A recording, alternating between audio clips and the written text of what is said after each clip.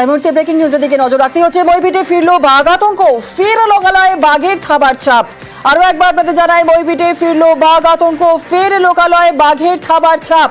আমাদের সঙ্গে অর্পণ রয়েছে, অর্পণের থেকে আরো বিস্তারিত জানার চেষ্টা করব। অর্পণ, আবারও মইপিটে বাঘ আতঙ্ক, তাহলে গ্রামবাসীরা, এলাকার বাসিন্দারা কোথায় দেখতে পান বাঘের ছাপ, কি জানা যাচ্ছে? দেখো, মইপিটের যে গঙ্গার ঘাট রয়েছে কিশোরী মোহনপুর গ্রামে, সেই গঙ্গার ঘাটের পাশেই টাটকা বাঘের পায়ের ছাপ তারা লক্ষ্য করেন এবং গ্রামবাসীদের যেটা অভিযোগ করতেন যে বাঘের পায়ের ছাপ যেটা দেখা যাচ্ছে সেটা কোথাও বড় কোথাও ছোট, তাই স্বাভাবিকভাবেই তারা মনে করতেন যে এই ক্ষেত্রে দুটি বাঘ হয়তো নদী পার হয়ে তারা লোকালয়ে চলে এসছেন। ইতিমধ্যেই যে বন দপ্তরের আধিকারিক তাদেরকে খবর দেওয়া হয়েছে, মইপিট কোস্টাল থানার পুলিশকে খবর দেওয়া হয়েছে।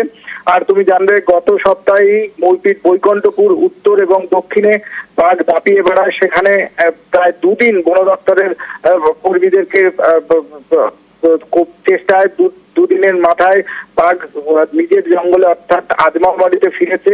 আবারও সেই বাঘ হয়তো এই ঠাকুরার নদী পার করে তারা আবার লোকালয়ে চলে এসছে, তা নিয়ে কিন্তু যথেষ্ট আতঙ্ক মইপিট এলাকায়। স্বাভাবিকভাবেই বাঘের যে জোড়া পায়ের ছাপ সেটাতে কিন্তু যথেষ্ট আতঙ্ক। ইতিমধ্যে বন দপ্তরের আধিকারিকরা ঘটনাস্থলে উদ্দেশ্যে রওনা দিয়েছে।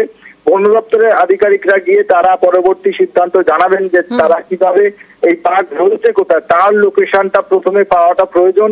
সেই লোকেশন তারা ট্র্যাক করার পরেই তারা সিদ্ধান্ত নেবেন যে বাঘকে কিভাবে তার জঙ্গলে ফিরিয়ে দেওয়া যায়, অথবা তাকে খাতাবন্দি করে দূরের কোনো জঙ্গলে, যেহেতু গ্রামবাসীরা অভিযোগ করছিলেন যে একই বাঘ বারবার করে কোনো সময় চলে আসতে লোকালয়ে, সেখান থেকে তাড়া দিলে আবার সে নিজের জঙ্গলে ফিরে যাওয়ার পর আবার সে লোকালয়ে চলে আসছে। তাই গ্রামবাসীদের কথা মাথায় রেখে এই বাঘকে কি খাতাবন্দি করা হবে সেদিকেও কিন্তু সিদ্ধান্ত নেওয়া হবে এই বাঘের অবস্থান দেখে। একেবারে ধন্যবাদ।